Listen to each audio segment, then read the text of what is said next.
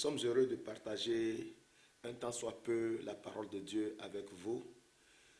Nous ne savons pas quelle est la situation que vous êtes en train de vivre actuellement, mais ce qui est sûr, nous tous dans le monde, nous traversons une situation. Et je voudrais t'apporter une parole de la part du Seigneur. Cette parole se trouve dans le livre de Lamentation de Jérémie au chapitre 3, les versets 37 à 44. Et je propose la lecture ici dans ma version. Lamentation de Jérémie, le chapitre 3, les versets 37 à 44. Qui dira qu'une chose arrive sans que le Seigneur l'ait ordonné? N'est-ce pas de la volonté du Très-Haut que viennent les maux et les biens? Pourquoi l'homme vivant se plaindrait-il? Que chacun se plaigne de ses propres péchés. Recherchons nos voies et sondons et retournons à l'Éternel.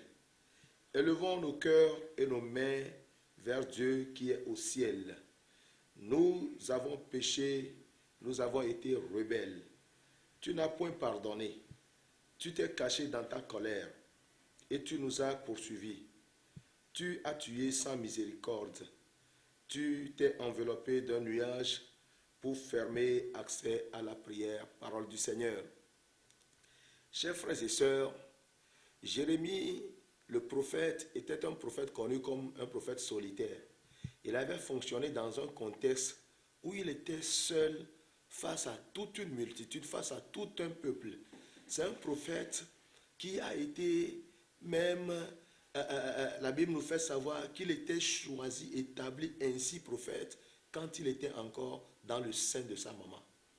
Et durant tout son temps, la durée de son séjour, en tout cas sur la terre, eh bien, ce prophète n'avait fait que rappeler à l'ordre le peuple de Dieu, communiquer, révéler les oracles de Dieu au peuple.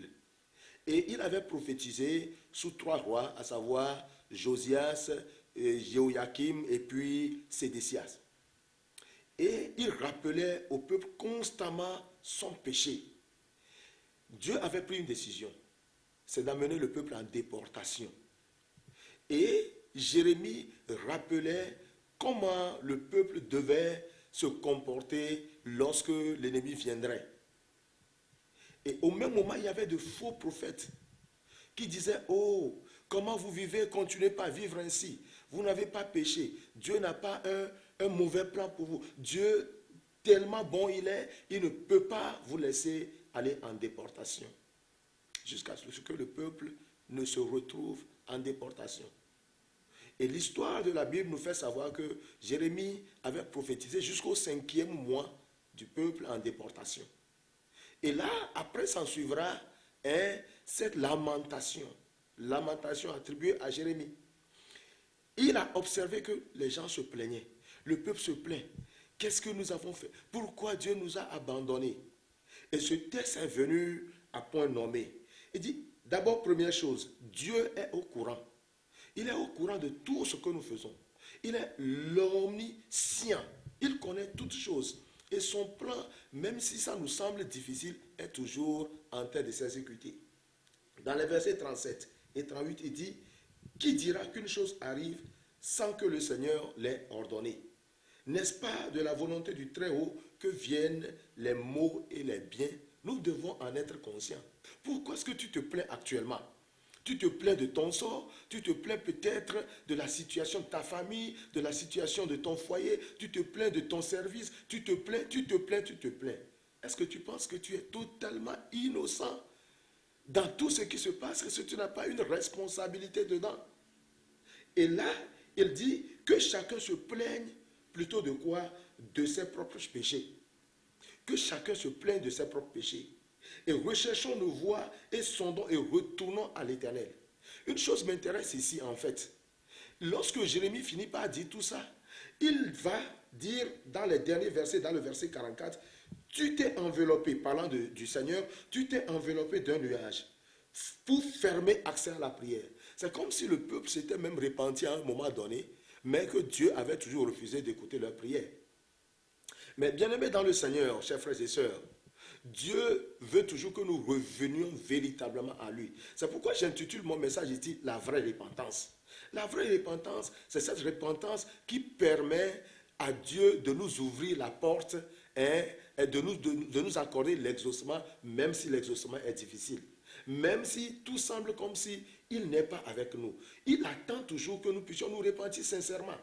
Et plus loin, toujours dans ce chapitre, au verset 57, eh bien, il va dire des choses là-bas. Il dit, au jour où je t'ai invoqué, tu t'es approché. Tu as dit, ne crains pas. Seigneur, tu as défendu la cause de mon âme. Tu as racheté ma vie.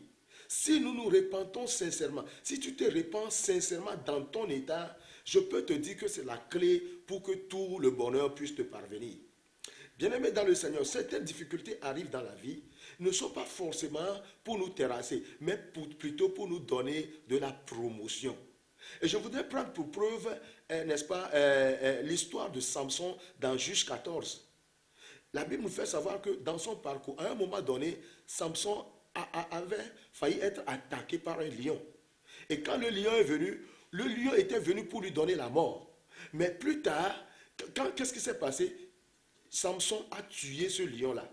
Et il va tirer même du miel dans ce lion. Vous voyez, le miel, c'est un signe de richesse. C'est du bien, c'est du bonheur. Et là, c'est quoi?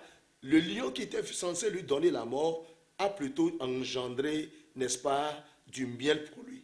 Donc la situation difficile dans laquelle tu te trouves, si tu te tournes véritablement vers l'Éternel Dieu, eh bien, cela, au lieu que ça te donne la mort, ça va plutôt te donner du miel, ça va plutôt te donner la vie. Et pour nous, c'est différent du cas de Jérémie ici. Dieu ne va pas fermer la porte à la prière. Pourquoi? Parce que Jésus a posé toutes les bases, a déjà accompli tout ce qu'il faut pour que Dieu ne nous ferme pas la porte.